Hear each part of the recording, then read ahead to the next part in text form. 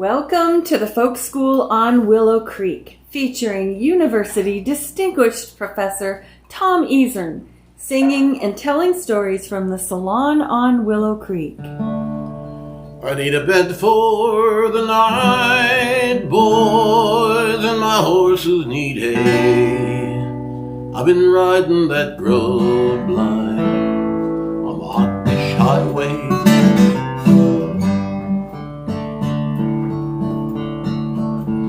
Tomorrow, Ma, I'm sweet 16, and Billy Grimes, the drover, has popped the question to me, Ma, and wants to be my lover. Tomorrow morn, he said, Mama, he's coming here quite early to take a pleasant walk with me across the field of barley. It occurs to me that what I've started in on here to open up the Willow Creek Folk School number 127 this week is a dialogue song, an old-fashioned dialogue ballad. And maybe I need some help with this. What do you say, Dr. K? An invitation to come perform? Put your can there on the can, on the green side. This has kind of been a historic first, you know. How's that? What? How's that? Well, I'm not sure I can pull off Sweet 16 any more than you can. Well, you know, you had your choice of parts on this. You could do Sweet 16, or you could do the old lady. Well, you took your choice. Okay. We'll take it down to this key, and you can start when you want. Okay. Tomorrow, Ma, I'm sweet 16, and Billy Grimes, the drover, has popped the question to me, Ma, and wants to be my lover. Tomorrow morn, he says, Mama, he's coming here quite early to take a pleasant walk with me across the field of barley. You must not go, my gentle dear. There's no use now in talking. You shall not go across the field with Willie Grimes a-walking. To think of his presumptions too, the dirty, ugly drover. No wonder where your pride has gone to think of such a lover. Oh, Father Grimes is dead, you know, and young Billy's so lonely. Besides, they say to Grimes' estate that Billy is the only surviving heir that's left, Mama, and that they say is nearly a good 10,000 pounds, Mama, and quite 600 yearly. I did not hear, my daughter dear, your last remark quite clearly. But Billy is a clever lad and no doubt loves you dearly. Remember then, tomorrow morn, to be up bright and early to take a pleasant walk with him across the field of barley. Should we go back to the band? Tomorrow I'm sweet 16, and Billy Grimes, the drover, has popped the question to me, Ma, and wants to be my lover.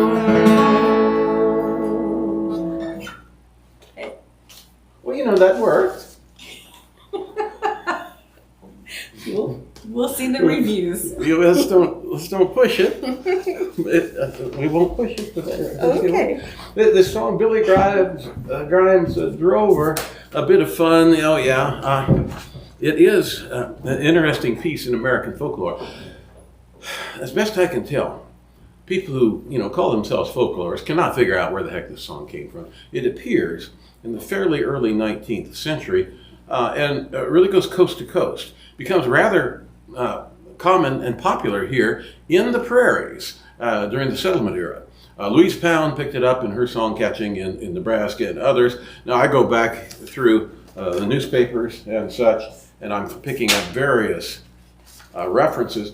The version we just sang, Dr. K, actually comes from Great Bend, Kansas. And for those who don't know the background of that, I'm from Barton County. Great Bend is the county seat. And so this one has an origin about 10 miles from the farm where I grew up. But around Kansas, I've got it pegged to showing up in Fort Scott and Ravenna. And now here in Bottineau, in North Dakota, the song is circulating too. And here's a note that a Mrs. Harvey from Bottineau, and this is in 1888, is down visiting in Fort Worth, Texas, and gets involved with a local company. And she's singing one of the parts. It doesn't say whether she's the daughter or the old lady, but she gets into this and is doing the song with her friends in Fort Worth. So the whole thing's traveling the whole length of the plains, and here it's being sung in South Dakota, Texas. Yeah, okay, very popular. Now, two things about it. It's a dialogue song. Sometimes someone would sing it. Sometimes someone would speak it as an oral interpretation, you see. Commonly, there would be a reader's theater type approach, and there would be two women doing it, like a country school literary or something like that. And also, it's not uncommon then, that's the case of this woman from Bottineau, there'd be two women singing the parts. So we did our best. Yeah. That's Billy Grimes the Drover.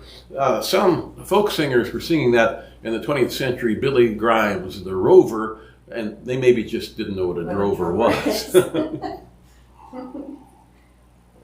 So that's our opener for tonight. Hey, before we get too long, shall we shout out to Leah and Alan in Emmons County? Yeah. We wish you well, Alan and Leah. Alan's come up with COVID. It finally caught up with him. He's a positive kind of guy, and it caught up with him, right? Yes. And we want him to be well fast. And hope you are already. And Leah's been having her own things that would beat a person down. She's had several estates to take care of and family issues. So we wish the best for them. After we do this next song, Zan, but it's going to take a little while, I'm going to ask you for the news from NDSU Press and such as that. But I'm going to need your help again. Yeah. Now, what the program says, we're going to do Little Old Sod Dugout on the Claim. And it's going into the songbag. Okay, that's for those who may be showing up here in 2023 in the Willow Creek Folk School and weren't in the early transactions of it. This is something we do. We're basically composing a canon of prairie folk song, an anthology of prairie folk song, documented and annotated with choosing a good text. And as you know, we dig up many, many texts of most of these songs and pick a good representative historic text to canonize, to put it in literary terms, and then start annotating the thing, do an introduction to it. Now, Little Old Sod Dugout on the Claim is the progenitor of Little Old Sod Shanty on the Claim. They are roughly the same song, but there's a morphing that takes place in about 1883, where it turns from Little Old Sod Dugout on the Claim to Little Old Sod Shanty on the Claim, and the narrative plot line changes somewhat too, but clearly it's the same song from 1880, when Dugout appears, down to present day. Now, Dr. K has said I need to be careful about my rambling discourses here and be mindful of time. So I don't have to give you the whole story. This is the anthem of the plains.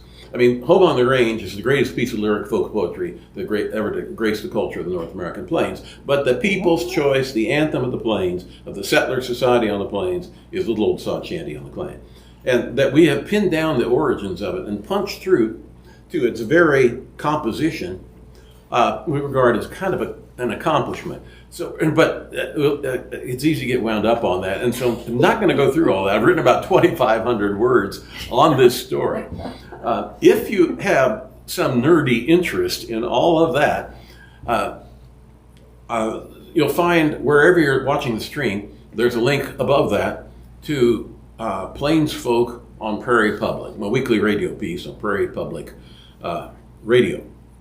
And there are 2 or 3 of them have aired already. There'll be a total of 5 of them, totaling about 2,500 words or more, telling the story of how this song goes back to 1880 and how it migrates from Kansas to Dakota Territory, rambles around, comes back to Kansas, and then ping, goes all over the plains. There's the story. That's enough, right?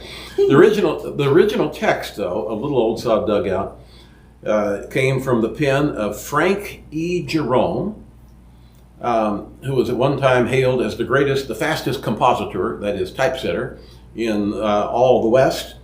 And Frank Jerome wrote it, and he published it in the Smith County Pioneer on the 12th of March of 1880. That's it. That's the headwaters where this thing came from. And published with it, it said, air, meaning to the tune of Little Old Salt Log Cabin in the Lane. So that pins that down. He was working at the time, the events described in the ballad are ones when he was working for William D. Jenkins, Jr., the editor of the Smith County Pioneer. And they were, Jenkins was married.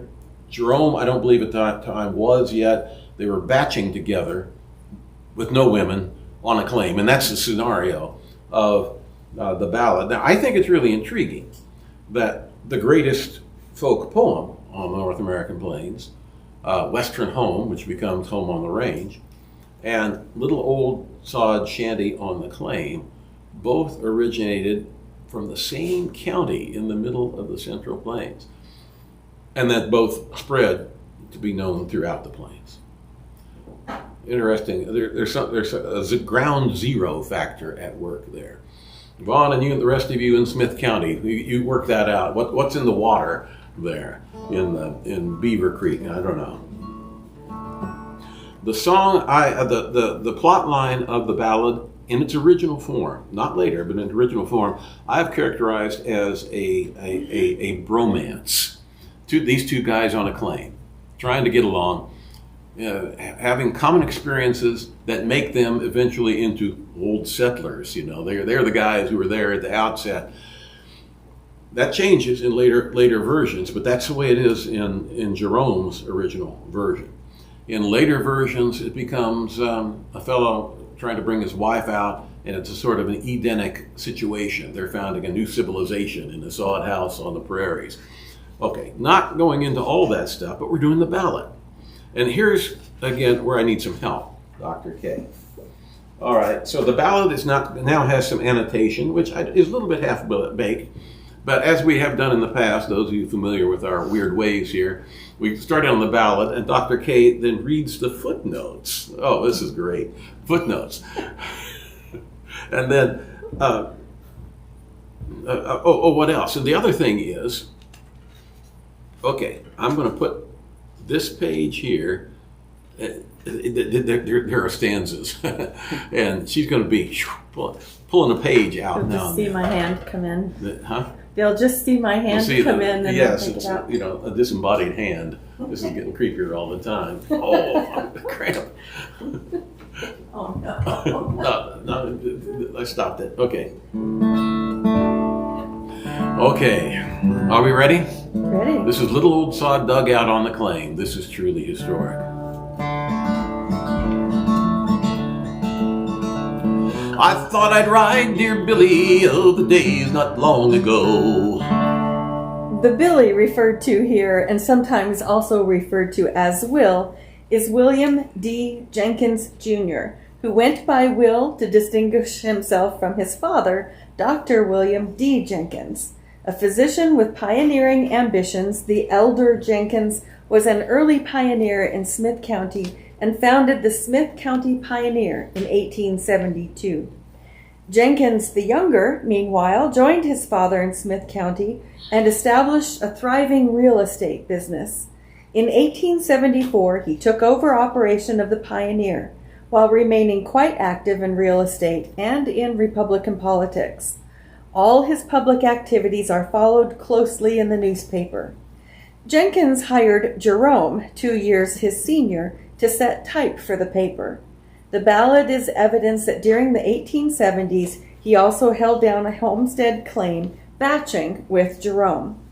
By 1880, however, he had married Elvira Axton and was living with her as boarders in a hotel, according to the census. Of the days not long ago, when we arrived 'neath Kansas' sunny clime, of the days that were the hardest and the life we thought so blue, and where buffalo were roaming all the time, when roughing it was all the go and trials made the man, no matter if his clothes were somewhat plain.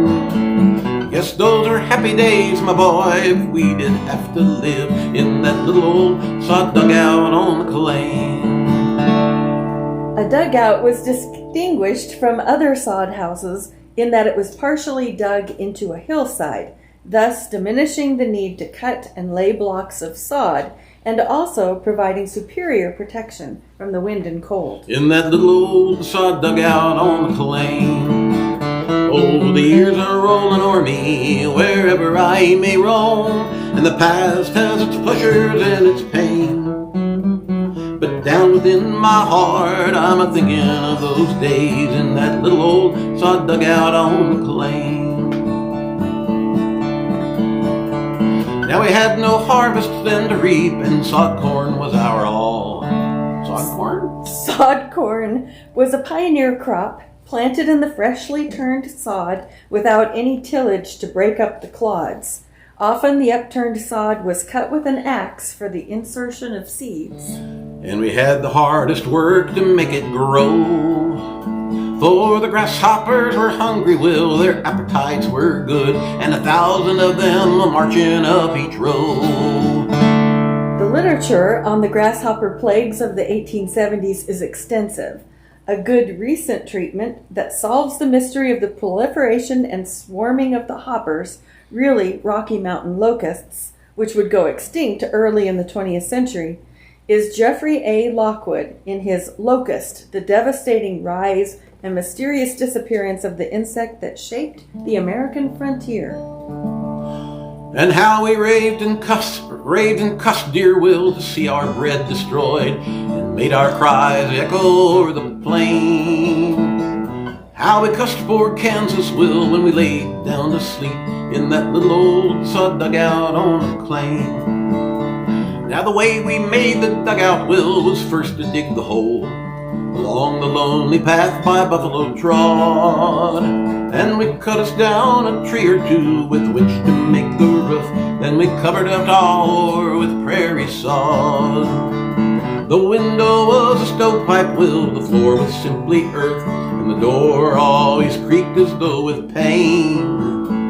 And didn't we have a high old time the first night we did sleep in that little old sod dugout on the claim. Jerome's ballad importantly details the physical basis for the narrative with construction of a sod dugout, providing details not because his readers or listeners needed to be informed, but because he wished to establish the bona fides of common experience.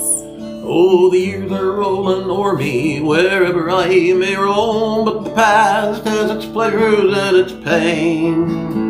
But down within my heart, I'm a-thinking of those days in that little old sod dugout on the claim.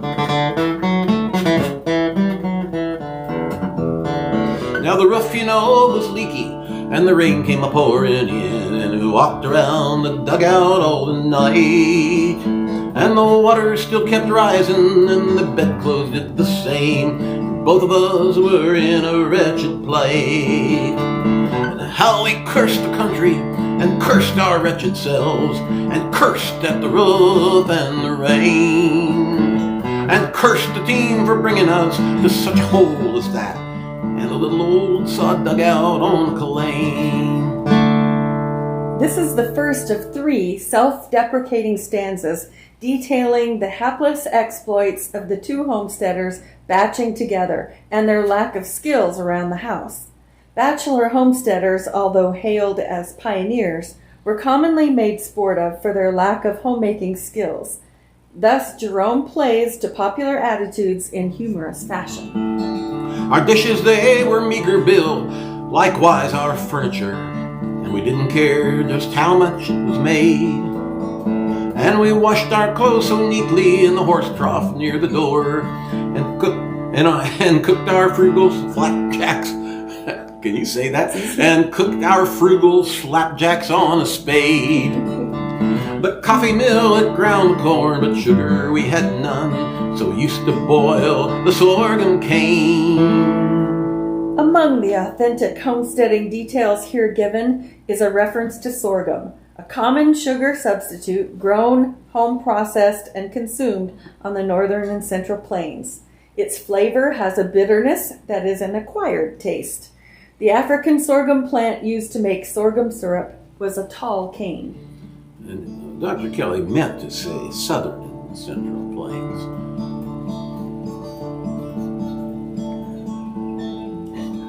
Did I say? Sweet.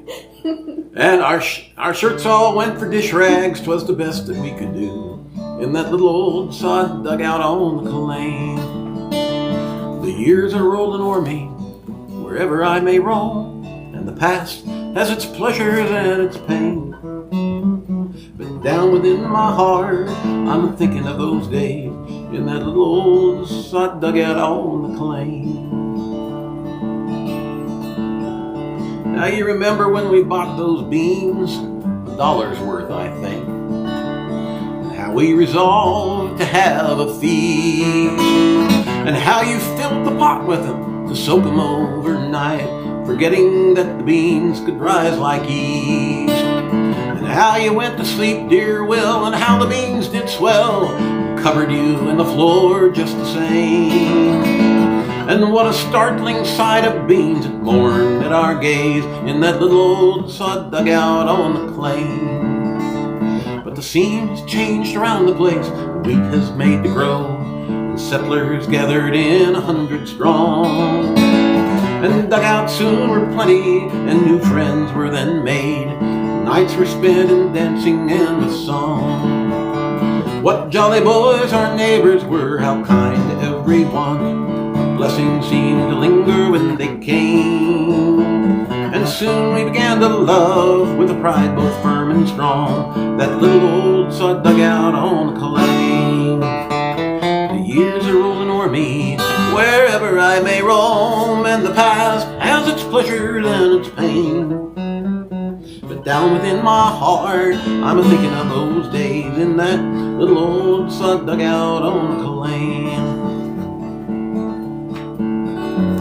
And you remember Nellie, Will, whom we both learned to love. Research efforts have failed to disclose the identity of Nellie. Although Nancy Kelley thinks she's a golden retriever. Okay. Her sunny laugh and brightest golden hair, and how she tried to cheer our lives, which were dark indeed, how she helped to drive away our care. But alas, poor Nellie's gone, and her face we'll see no more, and our hearts will ever throb with pain. And through the busy, noisy life, I'm thinking of poor Nell and the little old sod dugout on the Kelley. We now love Kansas, now we now love Kansas, don't we, Will? We've learned her sterling worth, and blessed the day that we settled here. Through our trials have been many, and the way seemed dark and dull, yet the crown is worn by those who know no fear. The friends we knew are scattered, Will, but a prayer still follows them. Tried old friends in joy or pain. May peace and comfort follow them the same as when they live near that little old sod dugout on the Kelley. All the years are rolling o'er me wherever I may roam, and the past has its pleasures and its pain.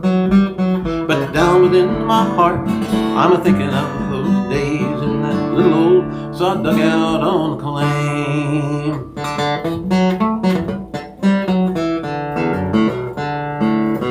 Well then, here's your health, dear Billy. May your life be long and fair. May we both glide down the stream of life with a faith that is unbroken in our glorious, proud young state, which hath outlived the trials and the strife. May the golden tie of friendship still bind around our hearts, and manhood's virtues be our reign, and keep the fire a-burning as we did in bygone days in that little old sod dugout on the claim. The rhetoric and sentiments of the closing passages of the ballad mark it as representative of the old settler phenomenon, the tendency in any prairie community almost immediately to enshrine old settlers as symbols of how far the community had come in its march of progress. See David M. Roebuck, Promised Lands, Promotion, Memory, and the Creation of the American West. Oh, the years are rolling o'er me, wherever I may roam, and the past has its pleasures and its pain. But down within my heart, I'm a-thinking of those days in that little old sod dugout on the claim.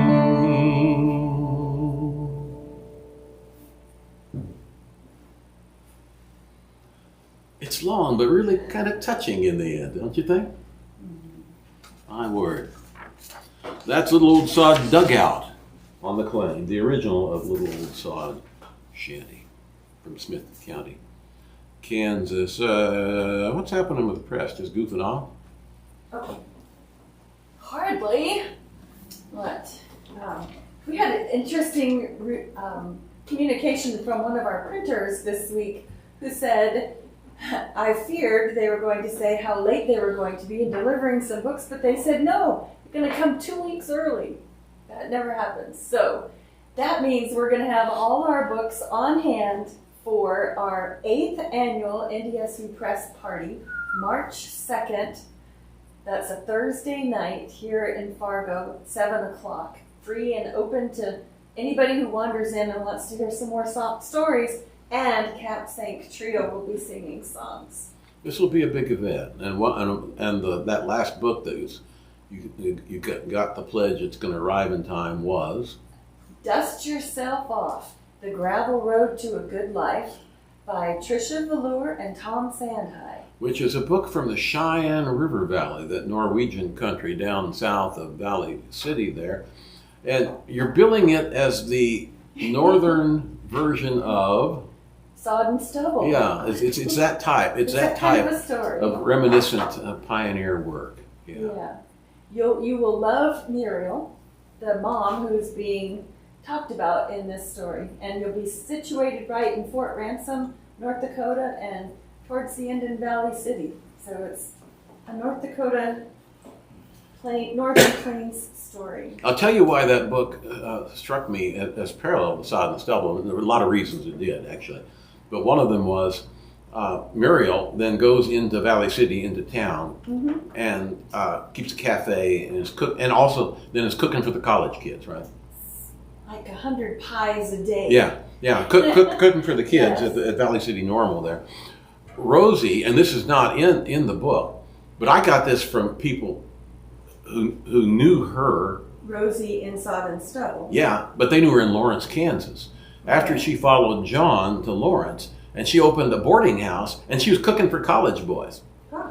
And I'm not going to tell you the full details of how these things were disclosed to me, but you can ask me privately. Somebody it happened in a bar room in Houston, but and she was having the time of her life. Yes, because she was taking care of all those boys. Because the book closes so bleakly. Here's Rosie, bereft, sitting among her possessions being auctioned on. Well, there's a difference in this story. It's not a sad ending. That's right. So there's sad things along the way, but yes. you leave a little more heartened. I want to say too, Thursday or Friday morning at 7 o'clock, we're going to have breakfast with Antonia Gonzalez, who is one of our authors who will be here. She's traveling in from out of state, and she'll be here Wherever she is. for breakfast in the morning. And she'll be having an interview, and we'll all take part in that. So I'm really looking forward to that morning after event as well. Well, more on that later, I'm sure. Mm-hmm. And you know, when I say you've just been goofing off the last week, probably everybody else knows that. Well, nobody knows quite how hard Dr. Kelley works, laboring in the cause of the efflorescence of letters in the Northern Plains. Way more hours than I work, and I work a fair number of them. One of the things that makes them worthwhile on this branch of We have the an stuff. endorsement of the book from Von Rothenberg. From Vaughn, yes. Is he talking about it He there? says it's well worth the read. All right. Discoveries. We've got dozens, scores of them. You know, old ballads rediscovered, and then sometimes a whole new corpus, a whole new family of things. And that's the case here. A couple of weeks ago, when I stumbled across the work of Reverend H.E. Prall. He was a lumberjack in winter, farmer in summer, sometimes had a radio show, radio personality in the 1920s. He was a minister of the gospel, but I haven't figured out what denomination yet. I will eventually. I know quite a bit about him, but I can't really fill in his biography. What I can tell you is he wrote a whole lot of songs. Poems, and some of them clearly are songs, others poems, they may have been sung, may or may not have been sung. And he seems to have been entirely forgotten. But this is really worthwhile stuff. Remember back around Christmas, he sang his Christmas ballad of the cowboys in the bunkhouse when the couple arrives knocking at the door during the blizzard. I fished out another one of Reverend Prall's ballads. And, you know, like many of the ballads of the late 19th century, it's in the form of a prayer. And this one is he calls A Prayer for the Horse. I guess there's a little bit of a animal theme shaping up. Maybe that's because we enjoyed this week a talk given by our PhD student, Blake Johnson, in talking about keystone species, cultural species of the peoples of the Northern Plains, the importance of bison, cattle, horses, and these kind of things. Well, I'm about to sing Reverend Prall, right out of the Highline Country, Montana, 1930, Reverend Prall's Prayer for the Horse. As we commence this, it's winding down a little bit. We had a hell of a wind blowing here earlier. MJ says she's got a nice Chinook whipping in there in Blackfoot country in With Montana. 60-mile-per-hour winds. Yet the 40-degree temperature. That's still pretty Well, good. tie everything down. We've got the wind, but we don't quite have the pleasant temperatures yet.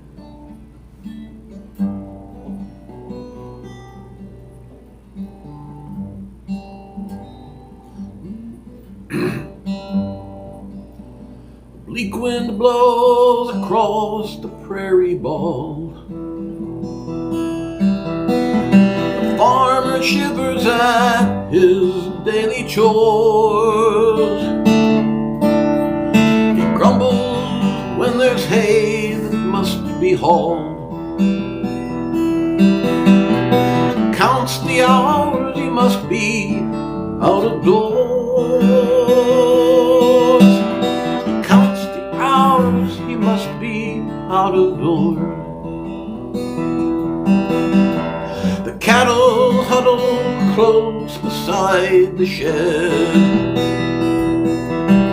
or lie in comfort in their cozy stall. The horse alone is left with drooping head,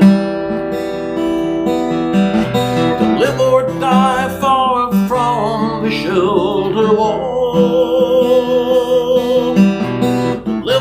die far from the shelter wall.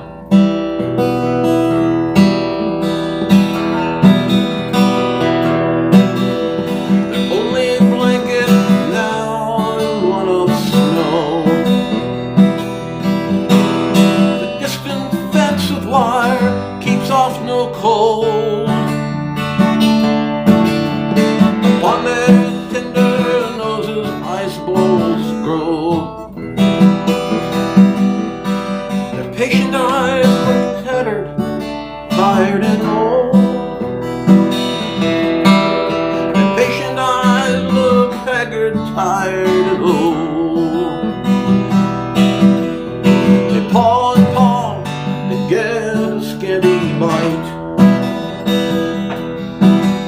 It's silent misery past the lagging time. Oh God, look down upon this tragic sight. Give them feet to stand this frigid climb. Give them feet to stand this frigid climb.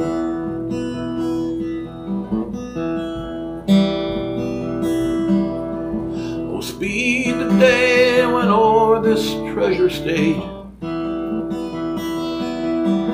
the lot of every horse shall be improved,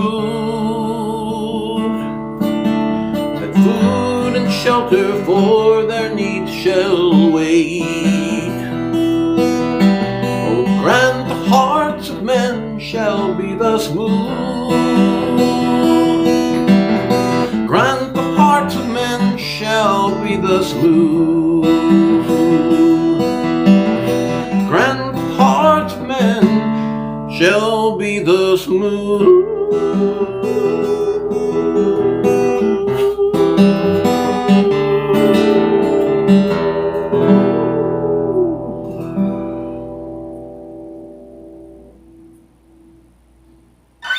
That's Reverend Prall's Prayer for the Horse from the Highline Country, Montana, 1930.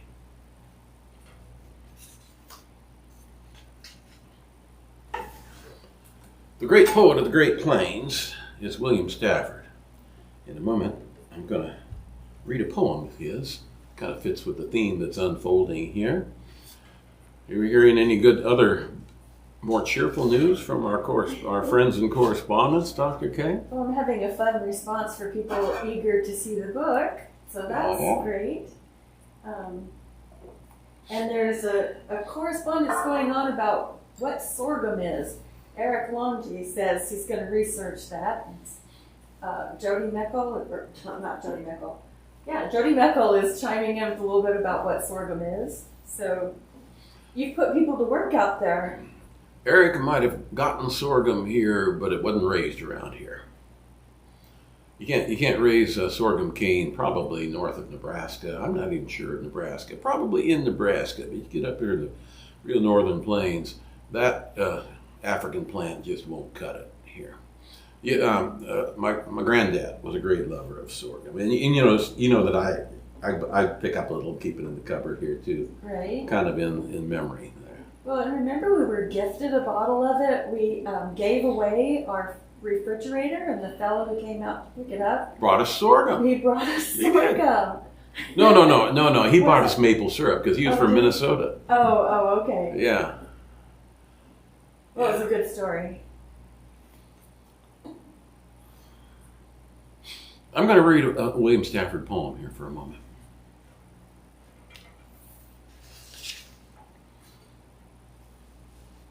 It's one called Choosing a Dog. It's love, they say. You touch the right one and a whole half of the universe wakes up, a new half. Some people never find that half, or they neglect it or trade it for money or success and it dies. The faces of big dogs tell over the years that size is a burden. You enjoy it for a while, but then the maintenance gets to you. When I get old, I think I'll keep not a little dog, but a serious dog for the casual drop-in criminal. My kind of dog, unimpressed by dress or manner, just knowing what's really there by the smell. Your good dogs, some things that they hear, they don't really want you to know. It's too grim or ethereal. Sometimes when they look in the fire, they see time going on and someone alone, but they don't say anything.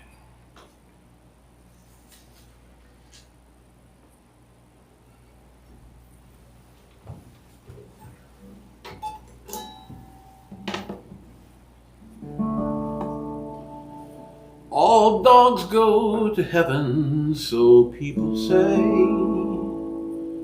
but old dogs suit me to a T. They know all your secrets, but they love you still, so the old dogs are best for me. Now the old dogs are always the best. See, new dogs you can find every day, but they can't take their places or ever be like the old dogs of yesterday. The old dog has done everything at least once. She's wise to the world and its ways. The young dog chases after every rabbit or hare, but the old dog, she sits and stays. Now the old dogs are always the best, you see. New dogs you can find every day, but you can't take their places or ever be like the old dogs of yesterday. Now the old dog doesn't stir when the coyotes howl. She listens to the concert instead. She stays by the fireside with the family, square meals in a comfy bed. Now the old dogs are always the best, you see. New dogs you can find every day, but you can't take their places or ever be like the old dogs of yesterday. You know, Dr. K, here on Willow Creek, I've had a succession of 3 history dogs. Yes. There was Old Bancroft, the history dog, who was famous for a lot of things. He was most famous for the day he bit the hell out of the dean of the business. Yeah, but he was famous for other things too, but he was most known for that. And then there was Arnie, the history dog. Named for Arnold Toynbee. And he was notable that he was the most fantastic athlete I'd ever seen in a Labrador Retriever. he could jump as high as my head, swing around, and bust me in the shoulders with his behind. And enjoyed it. And he did that. And now we got Angie, the history dog. Named for Angie DeBow. And she and I get along just about right now. We'll be out chasing the grouse across the Coteau. We come to a big old buffalo rub out there, and I say, Angie, we should just sit down here and rest a while, lean up against this buffalo rub. And she says, you know, Dad, that's a great idea. Why don't you wake me up when you're ready to go again? Now the old dog is a hunter, but a wily one. She's scenting the breeze, for she knows there's no use in racing or chasing around. She's learned to rely on her nose. The old dogs are always the best, you see. New dogs you can find every day, but they can't take their places or ever be like the old dogs of yesterday. I sit by the fire on a winter's night. With the old dog and an icy drink, I wonder what the old dog can see ahead, but I bet she knows more than we think. Now the old dogs are always the best you see. New dogs you can find every day, but they can't take their places or ever be like the old dogs of yesterday.